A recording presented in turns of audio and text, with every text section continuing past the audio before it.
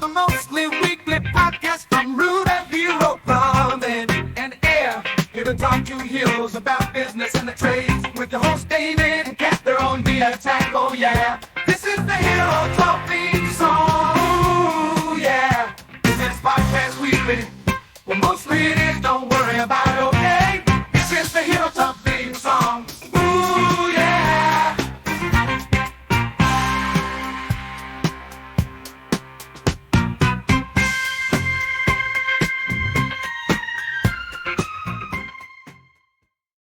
Hey, what's up, everybody? Welcome back to another episode of Hero Talk, the mostly weekly podcast from Rooter Hero Plumbing and Air. You knew that because it's in the theme song that you just heard. I'm David, I'm one of the hosts, and with me is Cat. And together we're on the attack. So, it's been another week, Another week, another dollar. another day, another dollar. Yep, that's how it goes. So, our last episode and a half really, because the one 2 weeks ago was a half episode. It was a speed run. It was a sprint, not a marathon. Yep, that's true. And then we did the marathon last week, where we went more in depth with it. Yes. So, It's gonna be a light jog. yeah, because unfortunately, time constraints. So, but it is what it is, and like I always say, white space on a calendar is the devil's playground. So, Very true. yeah. David finds. If there's no time, David makes time. It is what it is. What are you going to do? Not get your stuff done? I don't know. That's crazy. Imagine going home at the end of the day and being like, well, I didn't finish that. That's nuts. Sucks. That's crazy. That's insane. David doesn't do that. No. Because when I go home, I usually end up having to put out a few fires, but the goal is to be completely done with what I had to do for the day so I can do other things. Like, say hi to my kids. Maybe say hi to my wife if she's not working. I was like, why maybe? Well, if she's working, I mean. Yeah. Maybe play a little bit of a video game with some YouTube on in the background. And that's still considered work, because then he'll use that and put it as a background on his podcast. Yeah, that's true. So, always a business expense. Always working. Yep. So, yeah. No, that's unfortunately true. Wow. That's not good, David. Yeah, it is what it is. You need some days to not do anything. Sunday morning, Okay. cup of coffee. Read your book. Yeah, if I have time, yeah. So, it is what it is. Enough about me. All right, so. Alright. So All what right. are we talking about today, David? Oh, we're going right into it? Yeah, let's go right So- into it. We're limited on time. Oh, yeah, that's true. Today, because we talked about the call center the last two episodes. True. Episode and a half, really. True. I thought we'd go to the other side of most trade companies' call floors and talk about dispatch, Let's do it. right? So, now, there is a mistake that a lot of smaller, less experienced, maybe, companies do, where they have the CSRs, the people who are taking and making the calls to get leads onto the board, and they mix that with the dispatch role and make them the same person. That's dumb. Don't do that. It's very confusing. It gets confusing and completely different skill sets. And even if you find someone that has both of those skill sets, utilize them one way or the other. They'll be the best person in that role, right? Just don't have them do both. In fact, if you can do without it, have them in different rooms or have them in different buildings. So, the CSRs that you're hiring, you want them to be highly emotionally intelligent, right? Yeah. To they build can that rapport right with the customers. they to build rapport with the customers, the everybody else, right? The thing is, when you're really highly emotionally intelligent, you can also read the room. And if the dispatchers are a little bit maybe stressed out or this, that, and the other, the CSR, maybe even subconsciously, will start slowing down on the booking, Oh.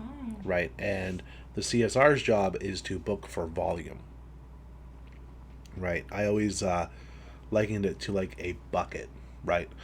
The CSR's or the call center CSR's whatever job is to fill that bucket up until it's full, maybe even overflowing, right? There's mess all around, the water's spilling out, and then the dispatcher's job is to take that bucket, reach into it, and take out the best opportunities, Fill right? the glasses. And fill the glasses up. And if that bucket isn't overflowing, the dispatcher is going to have less opportunities to pull out and fill those glasses. So it is what it is. Great metaphor. Yeah. And if you're dispatching, you want to be dispatching for profit or dispatch for dollars, depending on how you want to say it. They're both fun. They're both the same exact thing. One just has two D's, and the other has one. So, if you want to dispatch for dollars, that's cool. Dispatch for profit, exactly the same thing.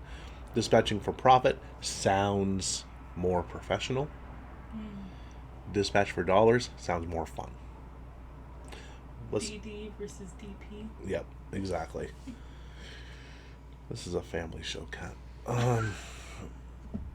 So let's look give us a like if you got that reference. All right. So there are into effective ways to increase the efficiency of plumbing and HVAC dispatchers. Yeah. All right. So Take it away. oh, me. Okay. Yeah. So the first one is make sure they have the right tools and resources, right? Don't have them dispatch off of a whiteboard with a pencil. This is 2024. You don't want them to use a radio. Though that is kind of cool. And it might be a competitive advantage in some areas. I have to look into that. We might start using a radio, guys. Yeah, I think it would be kind of cool. Just to go completely old school. All right, so you want to give them some GPS ability, Yes. some mapping ability, so they know where the technicians and the vans are when they're dispatching. Not that distance should be a main factor in where they're dispatching to. It should be the right tech to the right job. Yeah. If So- someone's closer than the other one, right? Yeah, who cares? If the person that's 2 minutes away from like a major severe job might not have the skill set to do Or that the job. tools. Well, they probably have the tools, but they might not. Let's face it, they might just suck at sales. Oh. So, are you going to send the guy that's 2 minutes away that sucks at sales, right? That's not going to be able to identify what the actual issue is and not be able to set the job up correctly, stuff like that, right? It might just give them a band-aid fix instead of actually fixing the issue. For long Right. term. Exactly.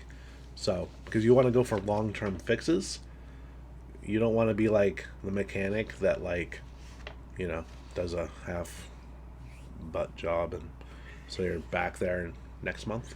I don't know. Or the guy that's 2 minutes away that kind of he's not as skilled. That's a good way of putting it. Or the guy who's 20, 30, maybe even 40 minutes away who's going to crush that job when he gets there. So, dispatch for dollars, right? Now, with gas being like $5.50, maybe, I don't know.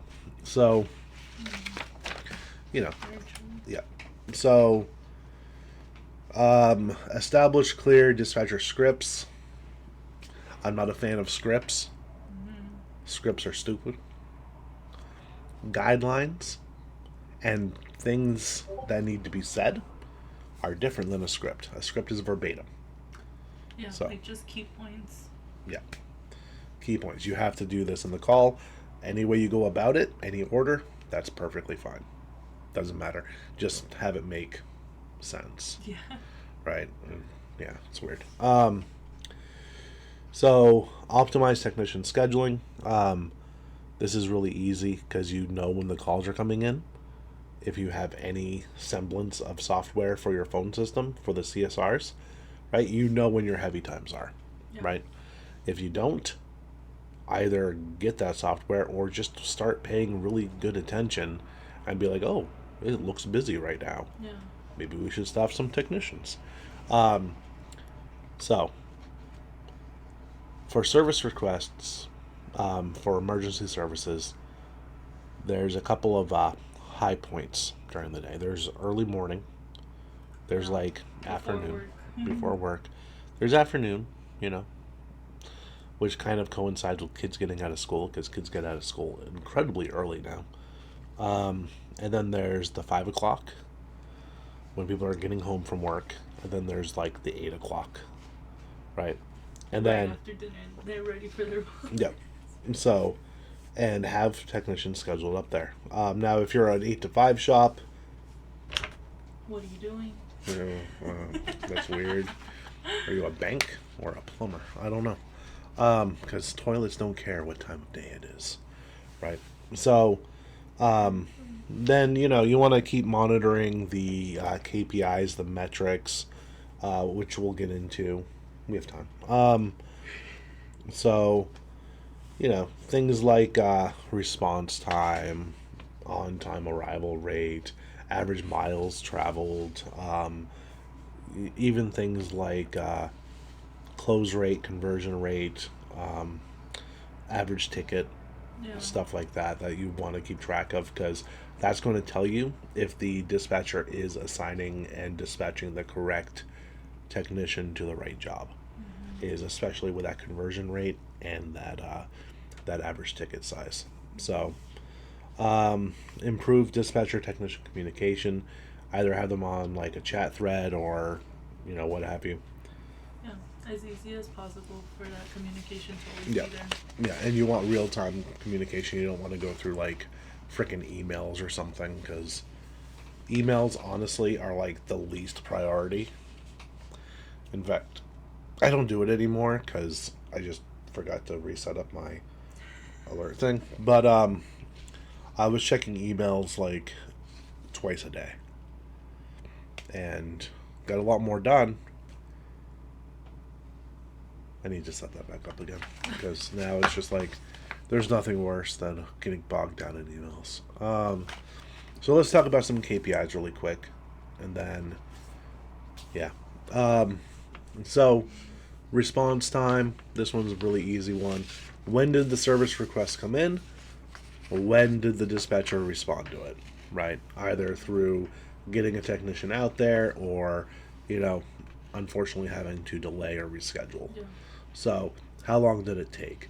Now, we aim for anywhere between 5 and 10 minutes. 10 minutes being the extreme outside, Yeah. right? So, I don't think it ever gets to that though. no. No, it shouldn't. 10 minutes is us being nice in case you had to go to the bathroom for an emergency, right? So, it's like, and that's especially true if they have to reschedule or delay, right? That should be like 2 minutes. 5 minutes is the outside. Now, the on-time arrival rate, did the technician get there on time during that 2-hour window that was given to them, right? So, for that, I would say anything over 85% is good. 90% or higher is great, Yeah. right? First time fix rate, right? This is also the reverse of the recall rate. Oh, okay. So recall or go backs or warranty work, whatever you call it in your company, it's all the same thing. And you want that recall rate to be pretty low, right? Can you get to 0? No. Not for an extended period of time. But you want to keep the recall rate low and the first time fix rate high. Because if that one's high, recall is going to be low automatically. I mean, come on, it's the same thing, just reversed. It's like division and multiplication. Okay. So, truck utilization or technician utilization. This one is babysitting. It's babysitting the technician, making sure that they're on the road or on a job, right? Not sitting at home, not sitting in a movie theater parking lot, right? Not at the movies, right, when they should be working. This is basically literally babysitting the technician. And that might sound a little cold, a little cruel, but deal with it. It is what it is. Some technicians you have to. With some technicians you have to. You kind of want to filter those out, right? But you're going to get people who are having off days or stuff like that. So you have to make sure that the trucks, the vans, are on the road going to a job, getting parts, or at a customer's house making money. So job completion rate is the percentage of scheduled jobs that are completed successfully. That's with money. So basically that's the conversion rate. Yeah. And for a conversion rate, every company is different when it comes to this because this is different than close rate. But for conversion rate specifically, you want to be like 75% or higher. All right. So close rate is different, lower, but that's a different subject.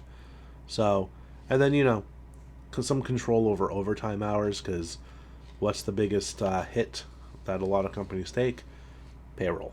Yeah. Right? And if you can avoid it, don't have them working overtime. So if someone is scheduled for 8 hours a day, right, and then this is where that distance things comes in. So, like, if someone like is like on this side of the map there, and then let's say they've already worked 7 hours, and the next call that comes in is on this side of the map, which is the opposite end. yes. Yeah, well, watch us on YouTube, it's fine. You can see it. Then oh yeah, there's more to this. Then obviously don't send them. Don't send them there. Send someone else, right? If you want to control payroll.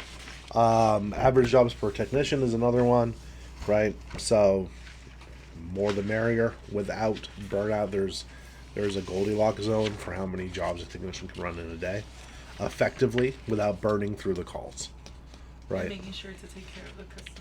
Of course. Repeat service calls, that's the same thing. Customer satisfaction, yeah, of course, right? So, let's see. We kind of talked about these. Yep. So, those are the main ones. In fact, in our scorecards, let me just pull it up real quick. I'm not going to share the screen or anything, but let me see. Drive. Okay.